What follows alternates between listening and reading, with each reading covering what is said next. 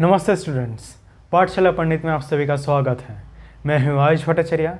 आज हम देखेंगे कि पैरेललोग्राम लॉ ऑफ वेक्टर्स क्या है। ओके, तो टॉपिक लिख देते हैं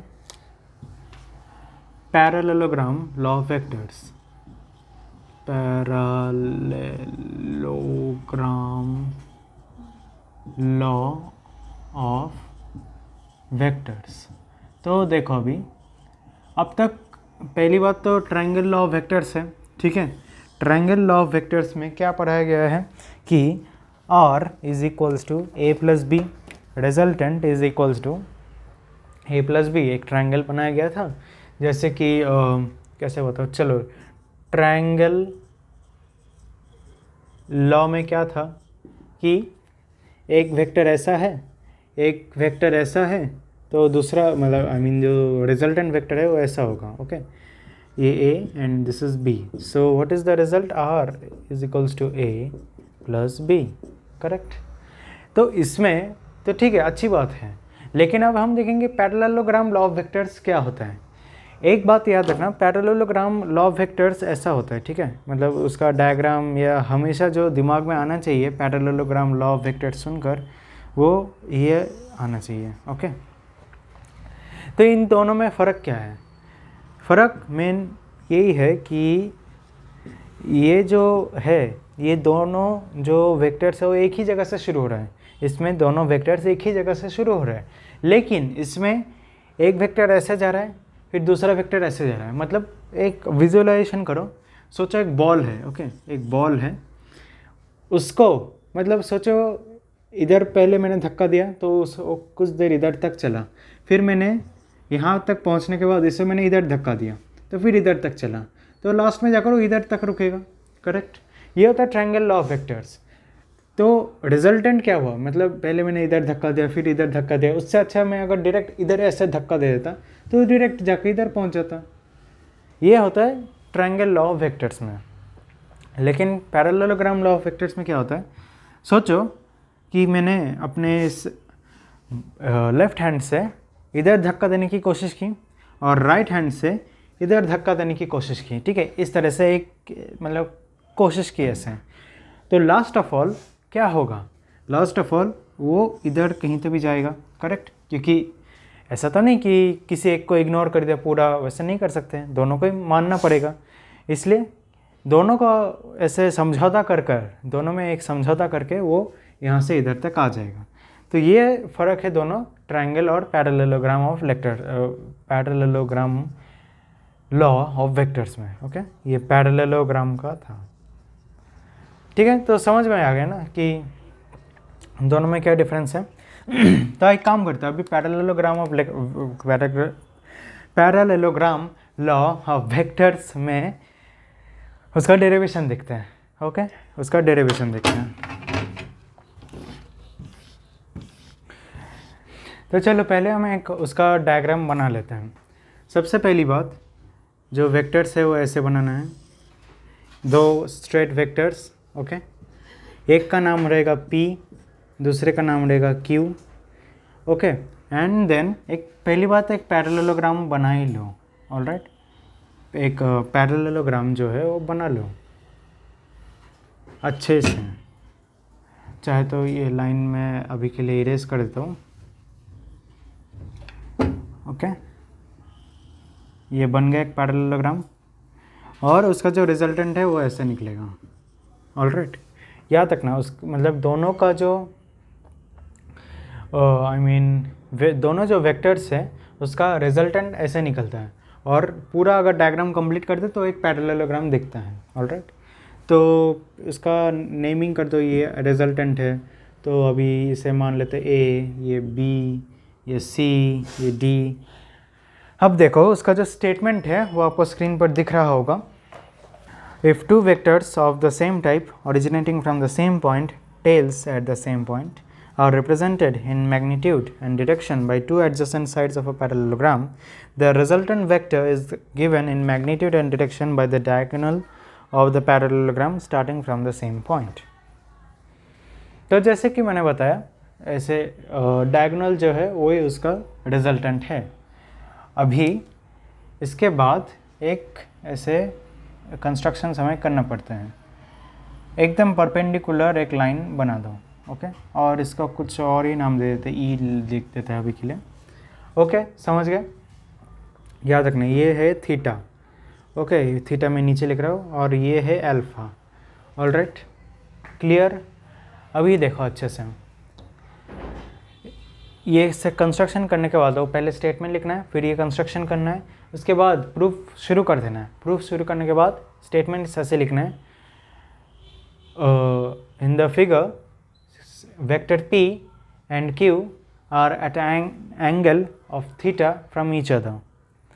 The resultant vector r is inclined to vector q at an angle of alpha.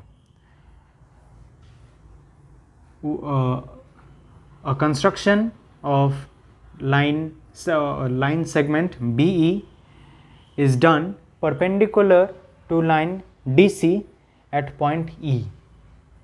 Okay, जैसे मैंने डिक्टेट किया वैसे लिख सकते हो, चाहे तो रिवाइंड कर लो, मैंने जैसे डिक्टेट किया नोट कर लो और फिर लिख लो। वो लिखने के बाद शुरू होता है डेरिवेशन। डेरिवेशन कैसे? बहुत सिंपल डेरिवेशन है, ठीक है। जैसे ये इन प्रूफ जो है, जस्ट अ मिनट, प्रूफ यहाँ पे जो मैंने बताया वो सब, उसके बाद in triangle DBE in triangle DBE D और चलो BD square is equals to DE square plus BE square, correct. ये क्या है? ये है पाइथागोरस थ्योरम, ऑलराइट। नेक्स्ट क्या करना है, ये जो लाइन है DE, इसको तोड़ देना है DC और CE में। Therefore BD square is equals to DC plus CE का whole square plus BE square, done, is equals to BD square is equals to DC square plus CE square plus 2DC CE plus BE square, alright. यहाँ तक हो गया। अब अच्छे से देखो, ये जो यहाँ पर दिख रहा है हमें CE स्क्वायर CE, और यहाँ पर हमें दिख रहा है BE स्क्वायर, तो क्या ये इन दोनों में एक ट्रायंगल बन रहा है, राइट एंगल ट्रायंगल, तो उसका पाइथागोरस जो उसका हाइपोटेन्यूस है वो तो BC स्क्वायर हो गया। वही हमें लिखना है। कहाँ पे लिखो, चलो इधर ही लिख देता हूँ। In triangle BEC, in triangle BEC, BE square plus CE square is equals to BC square. Therefore BD square is equals to DC square, okay. DC square हो तो वैसे के वैसे ही रहेगा, DC square plus CE square, plus C square नहीं, C square और B square भी कैंसिल होकर बन जाएगा direct BC square plus BC square plus 2DCCE plus 2DCCE, alright, DCCE। अभी जो चेंजेस करने हैं वो देखो, CE हमें नहीं चाहिए, ठीक है। DC और AD में ही सारे आंसर्स चाहिए, क्यों? क्योंकि P और Q वहाँ पर ही है, तो इसलिए CE क्या है, ठीक है। अब देखो, ये अगर थीटा हुआ तो ये भी थीटा ही होगा, ये भी थीटा होगा। Therefore cos theta, okay, cos theta is equals to BE, no BE नहीं, CE by BC is equals to CE by BC, correct. Therefore BC और नहीं, wait, CE is equals to BC cos theta. याद रखना, हमें नहीं चाहिए ना ये CE, इसलिए हटा दो उसे। कैसे हटाएंगे? cos थीटा के सहारे, ओके। मैक्सिमम केसेस में ऐसे हटाने के लिए cos थीटा या sin थीटा का ही सहारा लिया जाता है, तो इसलिए ले लो ये cos थीटा और CE को BC cos थीटा में बदल दो। Therefore BD square is equals to DC square plus BC square plus 2DC BC cos theta.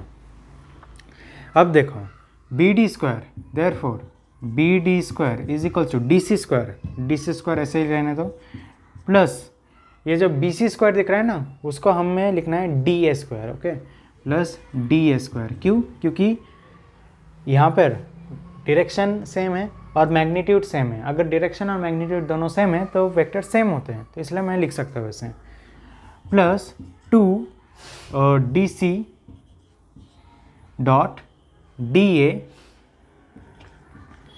Cos theta. Alright, समझ गए? सारे बी सी की जगह मैंने डी ए लिख दिया। अब now D C vector D C is equals to vector Q, vector D A is equals to vector P, and जो वेक्टर डी वी है, vector D V is equals to vector R. Hence B D square जो है वो are square हो जाएगा। याद रखना, अगर मैंने ये ऊपर का लाइन हटा दिया तो इसका मतलब है सिर्फ मैग्नीट्यूड ले रहा हूँ मैं। R square is equals to Q square plus P square plus 2pq cos theta. Therefore, r is equals to root of p square plus q square plus 2pq cos theta. This is the magnitude. All right? समझ गए कैसे लिया मैंने? पहले बात Pythagoras theorem में लो, फिर मतलब इस लाइन जो है उस लाइन को तोड़ दो दोनों हिस्से में, फिर उसे एक्सपेंड कर दो, फिर उसी से हमें दिखेगा, ऑटोमेटिकली दिख ही जाएगा कि ये और एक पाइथागोरस थ्योरम इधर लगा सकते हैं, तो हमें ये आंसर मिलेगा। फिर एक याद रखना है एक चीज़, फिर हमें कॉस थीटा लेना है। क्यों? क्योंकि हमें ये लाइन चाहिए ही नहीं चाहिए हमें, इसलिए कॉस थीटा लेकर इस लाइन को हमने हटा दिया, बी सी कॉस थीटा को ले लिया हमने इक्वेशन में, ओके। फिर लेते लेते एक इक्वेशन बन जाएगा और इसके बाद बस सब्स्टिट्यूट कर देना है, ठीक है, और आंसर आ जाएगा। चलो, ये तो हो गया मैग्नीट्यूड की बात। अभी हम देखेंगे डायरेक्शन। ऑलराइट, हमें अभी देखेंगे डायरेक्शन। तो डायरेक्शन के लिए एक काम कर लो, इसका नोट कर लिया तो सबसे बढ़िया बात हो गई, नहीं तो स्क्रीनशॉट ले लो अभी के लिए, ओके। स्क्रीनशॉट ले लिया, ओके। सो नाउ अभी इधर ही मैं वो जो एंगल है आई मीन जो डायरेक्शन है वो बता देता हूँ। ये अभी मैग्नीट्यूड दिखा मैंने, ओके। अब डायरेक्शन देखते हैं। तो देखो, अभी हमें पता है कि अल्फ़ा जो है वो कितने, मतलब Q से अल्फ़ा एंगल पे है ये vector R। So tan alpha is equals to BE by DE, correct, क्योंकि ऑपोजिट बाई हाइपोटेन्यूज होता है, BE by DE। All right, tan alpha, tan theta क्या होता है? tan थीटा जो होता है ऑपोजिट बाई एडजेसेंट होता है, ठीक है। tan थीटा होता है ऑपोजिट बाई ये ऑपोजिट बाई एडजेसेंट। तो ऑपोजिट इस एंगल का, इस अल्फ़ा एंगल का ऑपोजिट तो ये है, और सबसे करीबी क्या है? ये एडजेसेंट है, हाइपोटेन्यूज इसे कहते हैं, इसलिए BE बाई DE मैंने लिख दिया। Therefore tan alpha is equals to BE, तो को BE भी जैसे रहने दो, लेकिन D को हम तोड़ सकते हैं तो तोड़ दो, DC प्लस CE, ओके। समझ गए? ठीक है। अब जैसे कि मैं इरेज कर देता हूँ। अब क्या करना है? अभी हमें साइन थीटा और कॉस थीटा का सहारा लेना है, ठीक है। क्यों? क्योंकि CE मुझे नहीं चाहिए, BE भी मुझे नहीं चाहिए, जो कुछ भी चाहिए वो सिर्फ इस जो ब्लैक लाइन लिया गया है उसी में ही चाहिए। तो ये सब हटाने का सबसे बढ़िया तरीका क्या है? साइन थीटा और कॉस थीटा लेना, ओके। तो साइन थीटा ले लो, sine theta is equals to opposite by hypotenuse, okay. Sine theta याद रखना ऑपोजिट बाई हाइपोटेन्यूज होता है, BE by BC, BE by BC, okay. And sine theta हो गया। Therefore BE is equals to BC sine theta, correct. And cos theta is equals to, वैसे cos theta मैंने पहले लिख दिया था, बट चलो फिर भी लिखते हैं वापस, CE adjacent by hypotenuse, adjacent ये सबसे पास था, एडजेसेंट बाई ये hypotenuse, CE by BC, okay. So CE is equals to BC cos theta, therefore tan alpha is equals to B E के जगह लिखना है BC sine theta and DC के जगह DC लिखना है प्लस BC कॉस थीटा और वही फाइनली लिखना है tan alpha is equals to BC क्या होता है BC का मतलब है P, okay, P sine theta divided by DC क्या होता है Q plus P cos theta, okay. ये हो गया उसका डायरेक्शन, ये हो गया उसका मैग्नीट्यूड, ये उसका डायरेक्शन।